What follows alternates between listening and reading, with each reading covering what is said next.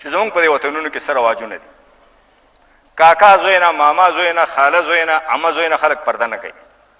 دا غلط رواج. کاکا زوی چې دی پردی دی، عمه زوی پردی دی، خاله زوی پردی دی، ماما زوی پردی دی. ولې د کاکا زوی سره نکاح نه کېږي نکاح که نه کېږي. نو دې نه به ته پرده کوې، بلکل داسې پرده به ته کوې لکه پردي سړي نه چې کوې. کاکا زوی کې دونه مسله ده چې اکثر کله ورونه یو کور کې اوسېږي. نو که د هغې مخې ته پیغله جلۍ څادر یې اغوستی، سلام ورته واچوي، څه ډوډۍ ورته راوړي، څه چای ورته راوړي، خیر دی. شریکو کورونو کې اکثر پښتانه یو ځای اوسېږي، اکثر افغانان یو ځای اوسېږي، خو هغه سره به اختلاط نه کوي، غورې به ورسره نه کوي، سترګو کې به یې سترګې نه اچوي، او د هغه مخکې به نخرې نه کوي، او د هغې مخکې به اخوا دېخوا نه کېږي. ډېر تر زوی دی، ته مشر دی، لالا السلام علیکم وعلیکم، دا چای دا ډوډۍ دا شی کېده او ځه، خبره ختم. ستړي مه شي ورکوی شي، خبره ورسره کوی شي، مناسبه خبره، پلار مې دا ویلې، کاکا دا ویلې، مور مې دا ویلې، دا خبره ده، دا وکړه دا مه کوه. شریفانه طریقه باندې هغه، چونکې هغې نه علاج نشته دی، هغې نه خلاصې نشته دی.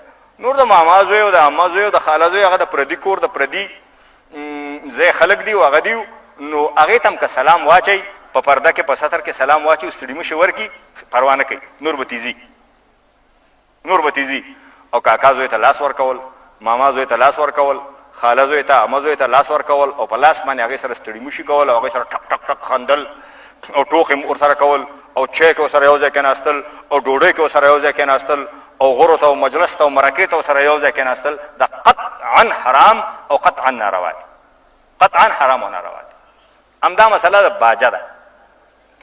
ښینه باید باجه نه پرده وکړي، خو دې کې هم لږ ګنجایش او نرمي شته.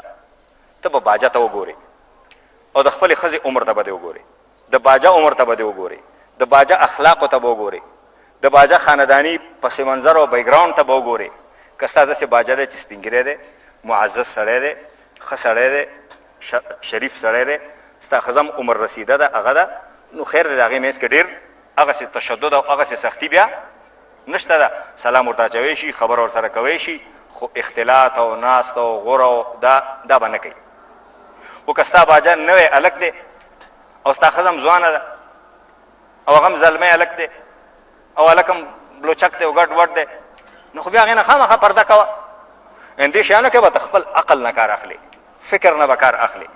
نو پرده خو تې شته، باجه نه پرده شته، ښځه به د خپله اوښې نه پرده کوي، خو چونکې ډېر نږدې تعلق دی، ډېر تګ راتګ دی، نو هغې د وجه نه فقها وایي چې هغې کې که پردې سره هغه سره د شریف سړی ستا باجه مشر عمر او ستا ښځه هم د عمر یو مناسب حد کي، نو که هغه راشي سلام واچي یا څه خبره وکړي یا چای راوړي یا ډوډۍ راوړي یا څه مناسب سوال جواب وکړي، نو انشاءالله دې کې به حرج نه وي.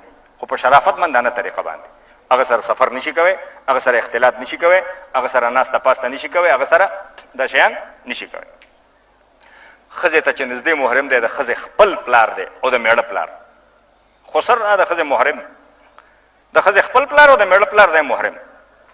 لیورنه به هم ښځه پرده کوي، خو د لیورم همدا مسله ده چې لیور او لیورځی چونکې ډېر نږدې، نو لیورنه به ښځه پرده کوي، مطلب یو کوټه کې به ورسره نه کښېني، سفر ته به ورسره نه ځي، غورې او اختلاط به ورسره نه کوي، مرکې او جرګې به ورسره نه کوي، او سترګو کې به سترګې نه اچوي، خبرې به ورسره نه کوي، په ټیټو سترګو په شرافتمندانه طریقه باندې که هغه ته یې چای راوړه، هغه ته یې ډوډۍ راوړه، د هغه میلمه ته خدمت وکړه، څه خبره یې ورسره وکړه، څه مناسب سوال جواب یې ورسره وکړه، د حیا او د پردې په حدودو کې پروا نه کوي، هغه الله پاک معاف کوي، ځکه چې دا ډېر نږدې تعلق دی او دې کې ډېر تشدد او سختي چې ده هغه بیا سر ته څوک رسوی نه شي. واده کې بلکل ماتېږي ټول، ښځې مې یو ښځه م ټول جل او بل او هلکان هم د لورې لرې خپلوان بې درېغه وځي او ننوځي او بېکاره وځي ننوځي، هېڅ کار او هېڅ هدف یې نه وي. دې نه فسادات پیدا کېږي، جګړې پیدا کېږي او دې نه مشکلات پیدا کېږي. نو که موږ د الله او د رسول د حکمونو خیال وساتو، نو انشاءالله د ډېرو مشکلاتو نه به الله موږ بچ کړي. واخر دعوانا ان الحمدلله رب العالمین.